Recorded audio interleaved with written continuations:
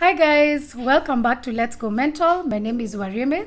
Now in today's video, I have a very noisy friend of mine. He's an Insta buddy. We actually met on Instagram, and I think he has a very inspiring story and actually very touching as well. So I'll let him introduce himself and then we can go ahead and start. My name is Cassandra Bill. I'm a Kenyan amputee, an adaptive athlete, and I do digital marketing for a living. I also sell stuff. Like, I'm into business. I love business. Oh, okay. Yeah. Like what?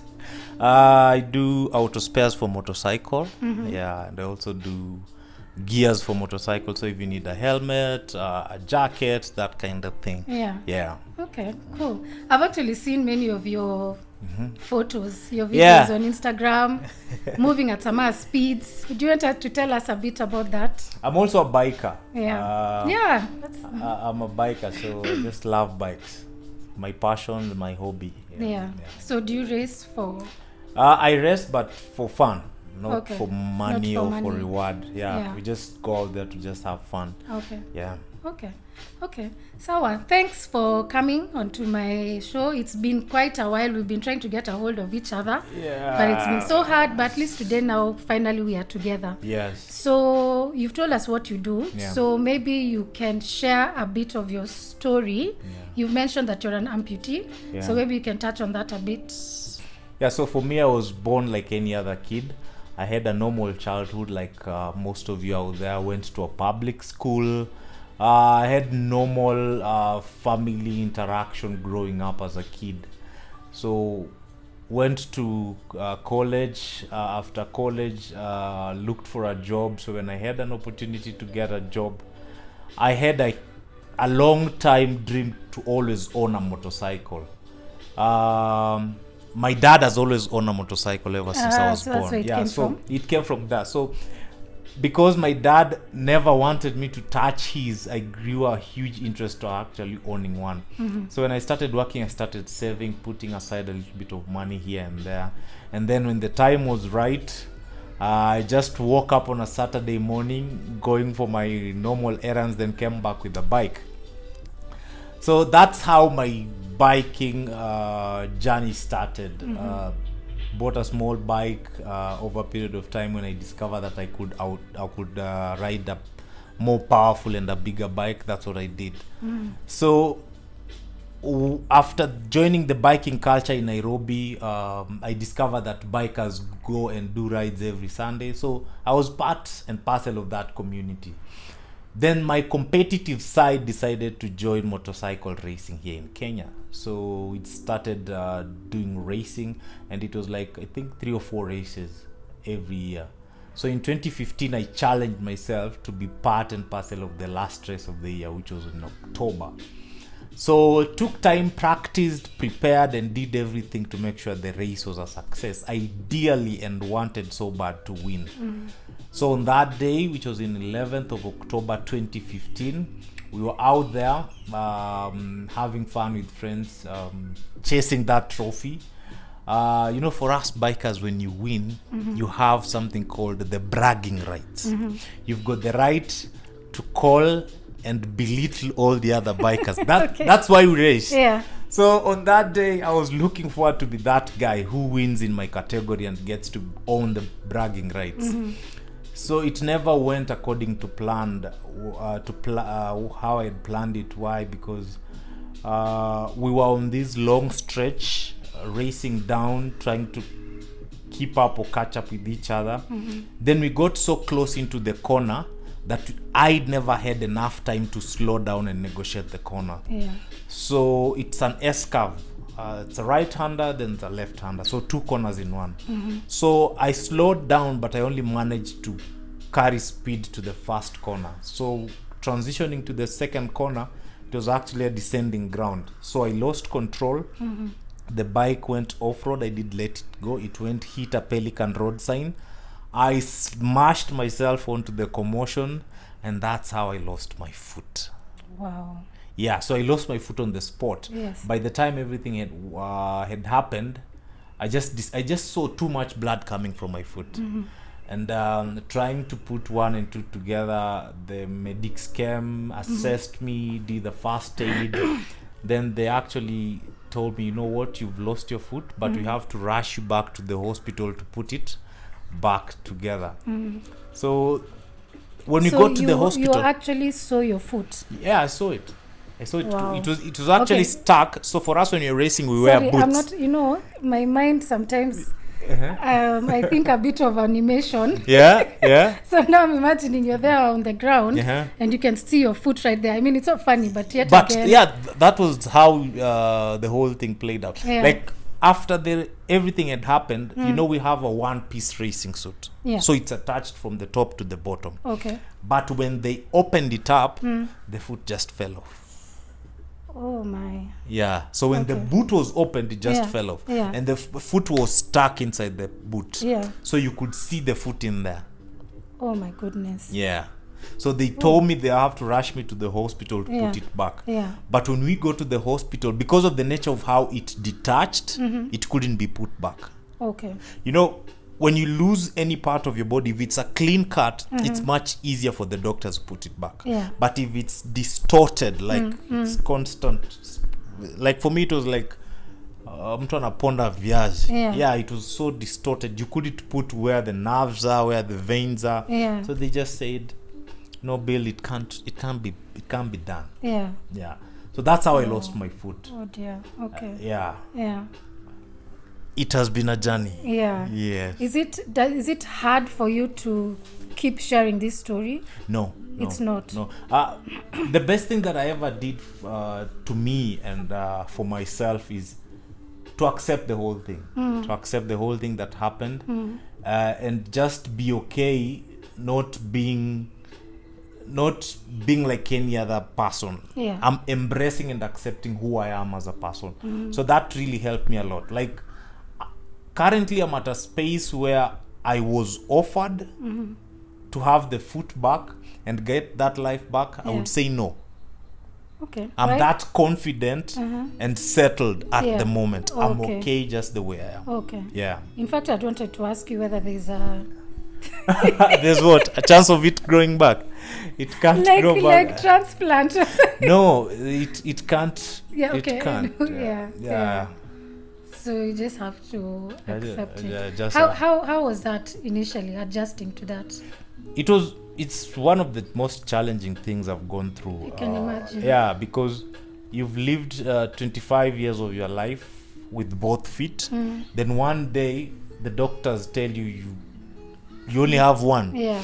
So it's actually first you need to rewire the way you think. You need to change your mindset. You need to transition. Like there are things that will just have to let go immediately. Yeah. Like for me, riding at that point in time was just a no-no. And one of my biggest fear when I was in the hospital was, will I ever ride again? Yeah. But when I was told I can ride again and people were riding even without their legs, I was like, okay, cool. I think this is a journey I can go. Yeah. As long as, because riding has been part and parcel of me. It's so dear to me. It's like therapy. It's something I don't think I'm ready to give it up.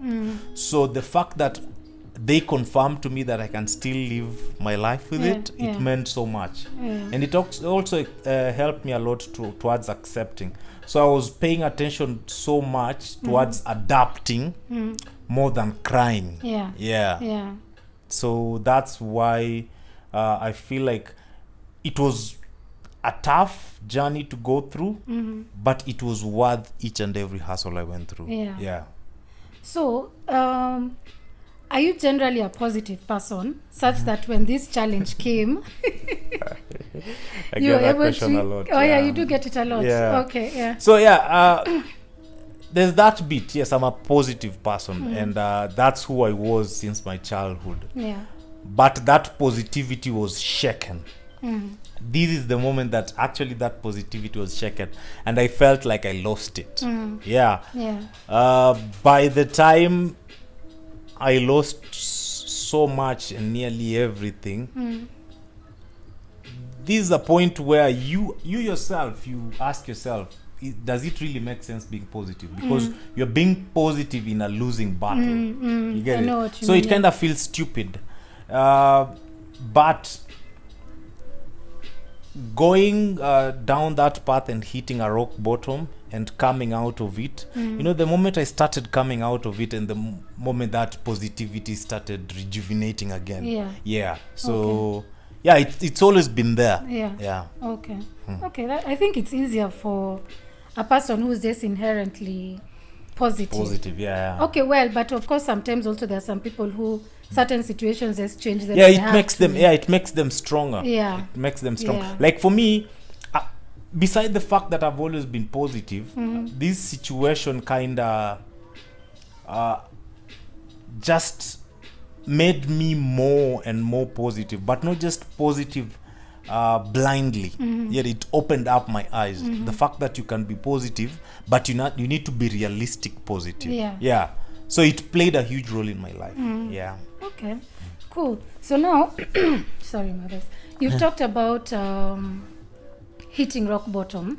And we've actually discussed this. So maybe you can tell us, at what point did you either know that you're sinking into a depression, or did you just think it was sadness, and did you seek help, or how did you go about dealing with the rock bottom? So for me, first, how did I know I was at the rock bottom is when I was making constant bad decisions that were hurting me daily, and they were meant to even hurt me more in the future.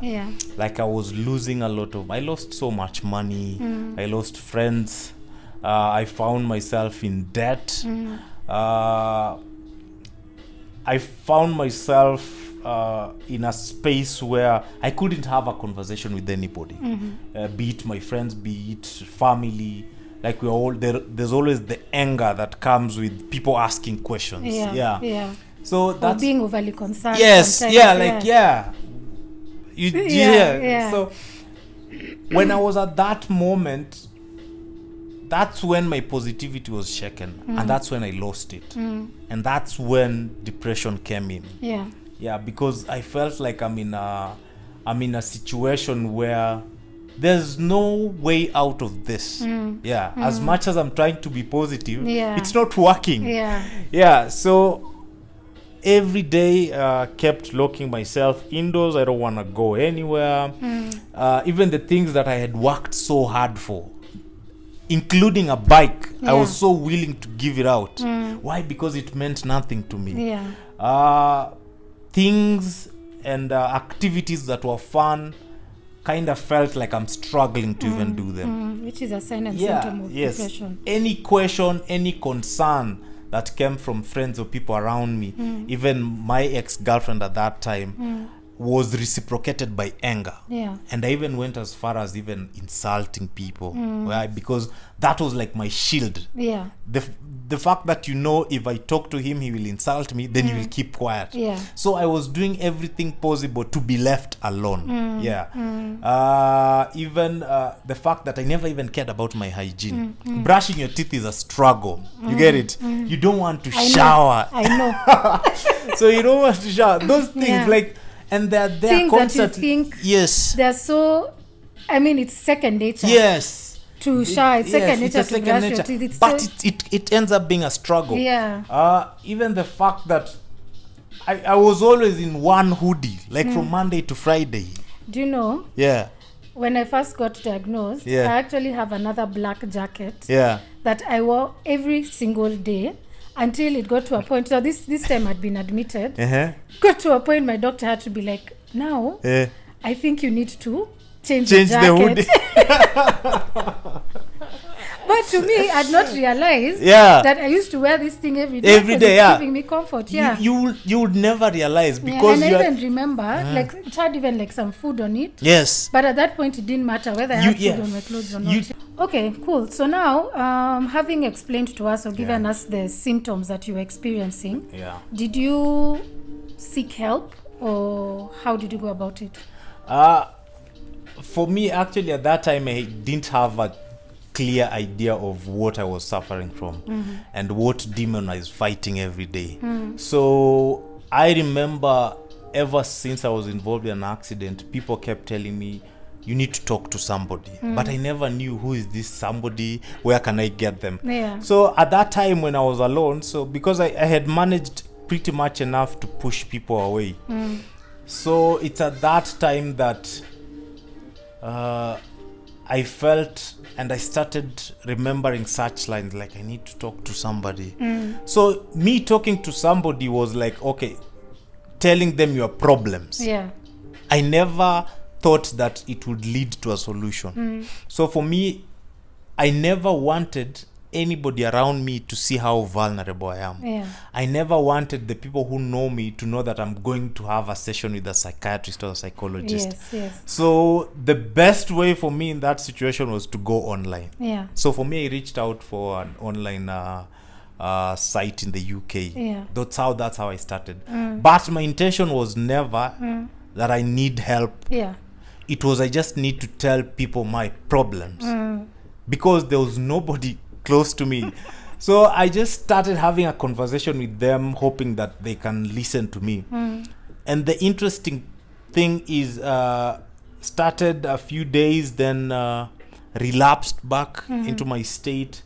Then Now of isolating yourself. yes, isolating myself and not even seeing the need of actually logging back online to continue with the session. Yeah. So when I never went back or reported back or even came back with feedback on that platform for like a week, they called me because I did give them my number. Okay. So when they called me, That's really nice. yeah, so they called me. Yeah. But I was so angry they're calling me during a time that people around me, they can hear the conversation. Yeah. So I told them, I'm logging back to the site, let's talk on the site. Yeah. So while I was going back to the site, I was actually going kuapasha. Yeah.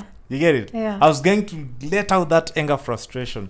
But while I was doing that, this guy just gave me my time to express myself. And then he said, whatever you're going through is normal.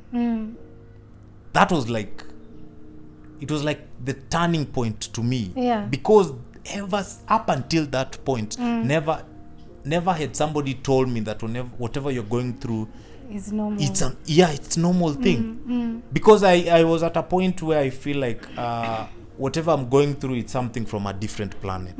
Because I've never seen this. Nobody has ever told me about it. Nobody is telling me what I'm suffering from. So the fact that he actually told me it's normal and it's okay, and you can let out at me, I'm listening. Yeah. He even went further and asked me questions. And he never took it personal. That was like the turning point.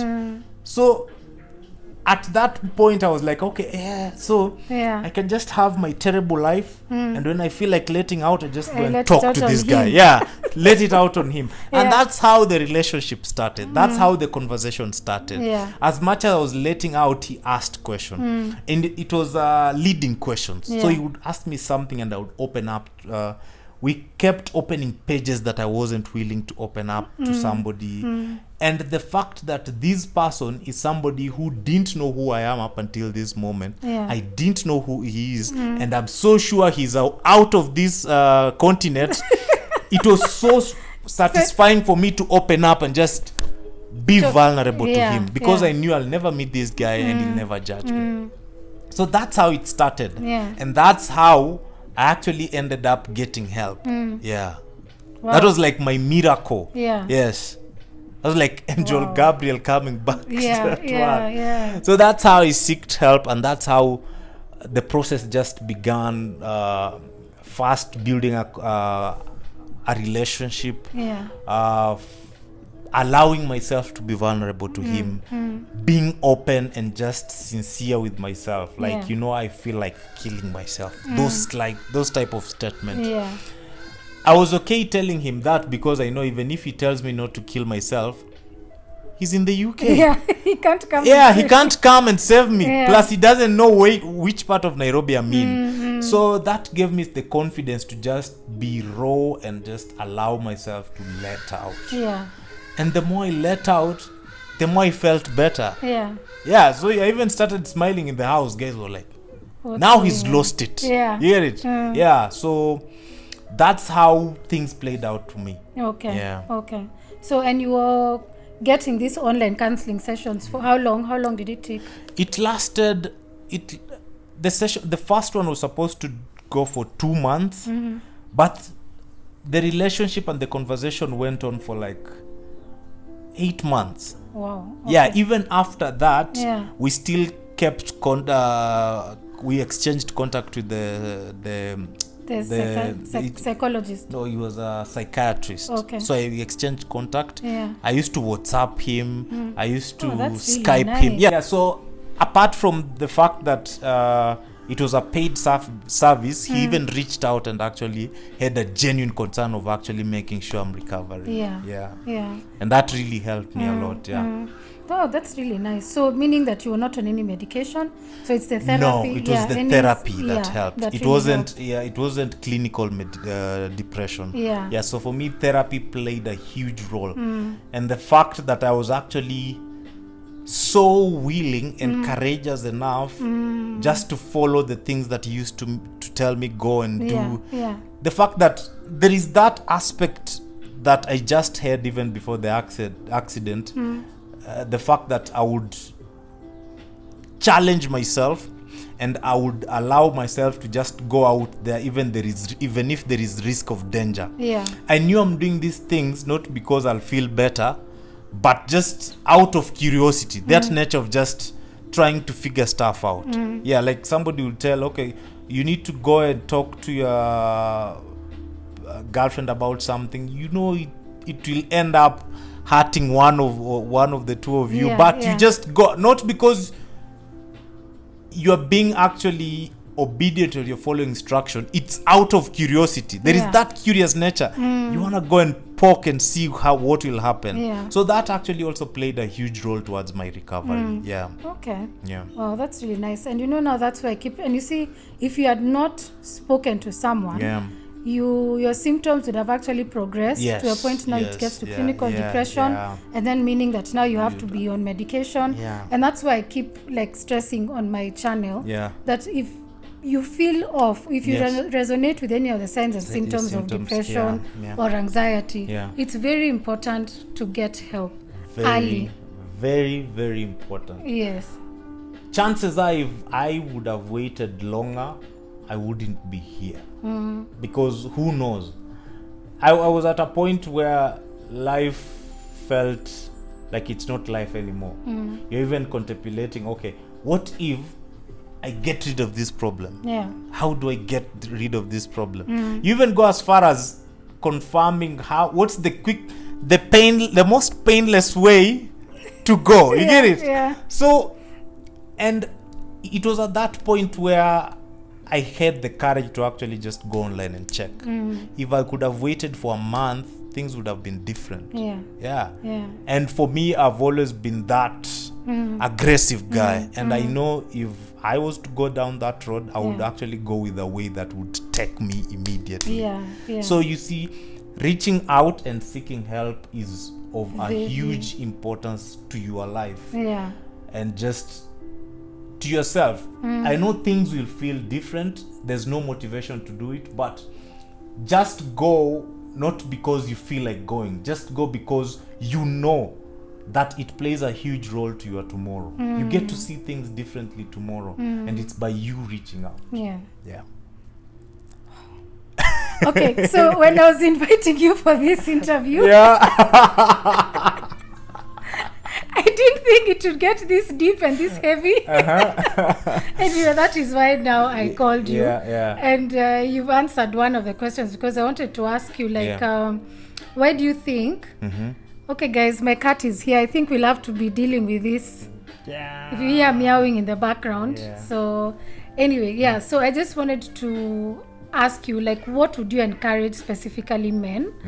Because we know the suicide rates have really increased in Kenya. So what would you tell the men out there who are going through a difficult time? To the men out there, I know you're going through so much. I don't know you, but I know something about what you're going through.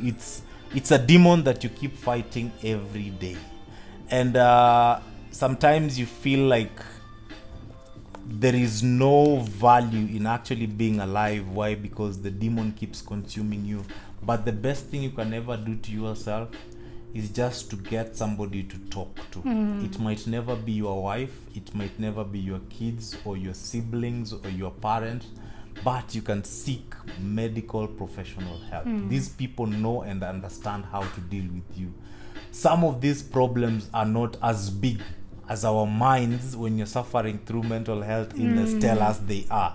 So you need to reach out, seek professional help, and just allow yourself to be vulnerable to this person. Be as honest as possible. And that's the cat. There's a cat. Yeah. So be as honest as possible. There is nothing that can be done. There's no solution that can be solved if you're not willing to open up. Like for me, it was a struggle I went through. Opening up as a man is hard. Yeah. The society, our upbringing, our environment encourages us to keep stuff to ourselves. Yes. But it gets to a point where when you're alone, you have to do something that is of good for you and for your future. So men out there, we need to talk. You don't need to talk to me, but you need to talk to somebody. You get to choose who that person is. And the best person you can ever talk to, if you feel like you're going through situations or an emotion where you feel like suicide is the best way out of it, seek medical attention. It helps. It saves life. Yeah. Your life is more valuable than what you think it is. So it starts by you talking. Yeah. Okay. Yeah. Can you be my co-presenter? As in everything you're saying, I'm just feeling it. Feeling it. Yeah. Yes. But it's real. You see, we lose life every day through something that is avoidable. Yes. That's true. Suicide is preventable. It's preventable. It's something that we can prevent. And it's not just about me preventing. It takes me and you to prevent suicide. Me who is going through and you who is willing to listen. Or me who is willing to listen and you who is going through. So if you feel like this is an emotion you're going through, please kindly reach out. There are people out here who are very, very much willing to help you out. Yeah. Okay. Hey. Yeah. So anyway, now, sorry, I forgot to ask you. Yeah, talk to me. I have seen some photos of you mountain climbing. Yeah. Tell us what that is about. So when I decided to hike Mount Longonot, it was a message to send to people out there first. One, you need to figure out how do you deal with your mental illness. Like for me, one of the best things that I ever did to myself is being physically active, like going to the gym. So for me, setting challenges and actually going out there and overcoming them plays a huge role towards my mental. Like the fact that I would go up a mountain and go around it and just come back alive and strong, it plays a huge role to my mental. So people need to be willing to challenge themselves, to go out there, challenge certain stages or probably whatever they are going through. It doesn't need to be a mountain in each and every one of people out there, but you get to choose what you can challenge yourself to do. And it can be as simple as reaching out. So the mountain climbing thing was actually to mark the beginning of one leg at a time campaign.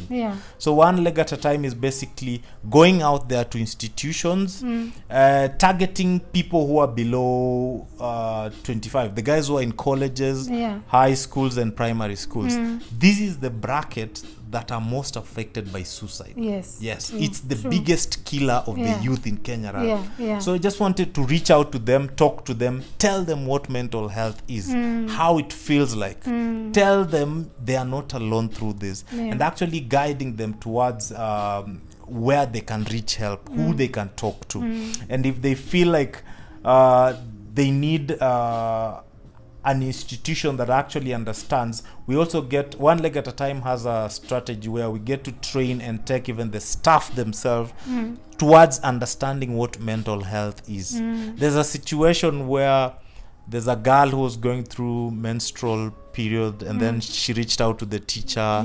Then she didn't take it well how the teacher responded. So she ridiculed her. There's story for 2 days ago. That one. You see, so it plays a huge role if the teacher himself understands what mental health is all about. Yes. You can't just go out there and actually make fun of somebody's darkest moment. That's like your rock bottom. The moment people start laughing about it, you feel like, okay, they're on another world. I'm in a different world. So information is key, and we can never ever have control of mental health if we don't challenge ourselves to actually have an understanding of what it is. It starts by informing yourself, then telling the second person about it. Then we create a conversation. And also by people reaching out and telling people it's okay not to be okay, it gives people an opportunity to actually walk the path, allowing yourself to go through it as you seek attention. Okay.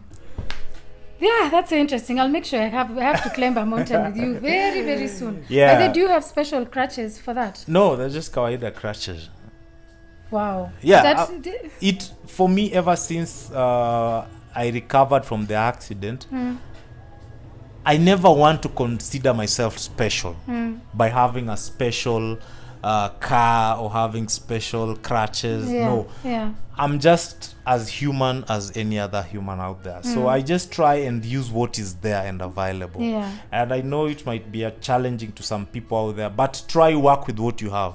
So for me, I just choose normal crutches. Just use normal crutches. When's the next mountain you're climbing? I'm on a break, but probably before end of the year, I'll be climbing another mountain. Okay. I haven't decided which one. But I'll share. Okay. Yeah. Please make sure you let me know. I'll have to be there. Thank you. Yeah. Karibu sana. Your story is so inspiring. I don't know. You're just on another level. Thank you so much. So now, coming to the end of our video.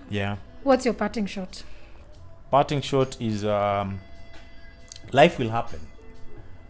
Nobody is certain or even knows anything about tomorrow. Things will happen. If anything happens, you need to ask yourself, is it permanent or is it temporary? If it's temporary, you need to ask yourself, what can I do to change? Like, for instance, suffering depression is a temporary thing. You need to ask yourself, what can I do to help myself reach out? But if it's permanent, like for my in my case, losing a foot, you need just to tell yourself and encourage yourself, or even beat yourself through it and tell yourself it's permanent. It's not going to change. Whether I cry, whether I kill somebody, whether I shout, or whether I feel down, it's going to be there for as long as I live. So if it's permanent, be courageous enough and pick yourself and just go through it just the way you are. And in most cases, we live in a society where we are constantly and every day trying to compare ourselves to others. The best thing you can ever have is a sane mind. You don't need a leg or an arm to be the best in whatever you want to do.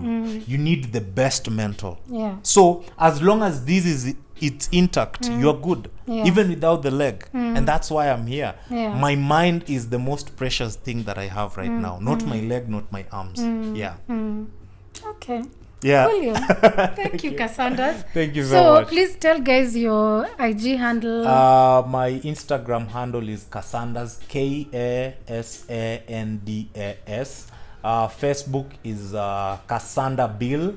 Instagram Twitter, Cassandas, Kasandas. Okay. You should be checking out his Insta stories in the morning. Very, very positive vibe and very, affirmations, Thanks, so really, thank you so much for that. Thank you so much. Thank you for coming to my channel. Guys, I hope that was educative and as touching as it has really touched me. I didn't expect things to go this way, but thank you for tuning in. Will you come again for another? I wouldn't mind. A very inspiring session. No pressure. Okay, I will. Cool. So we shall be seeing you soon. Thank you so much. Guys, please subscribe. Tell them to subscribe. Please subscribe. Down here. Comment below. And I shall see you in my next video. Bye-bye.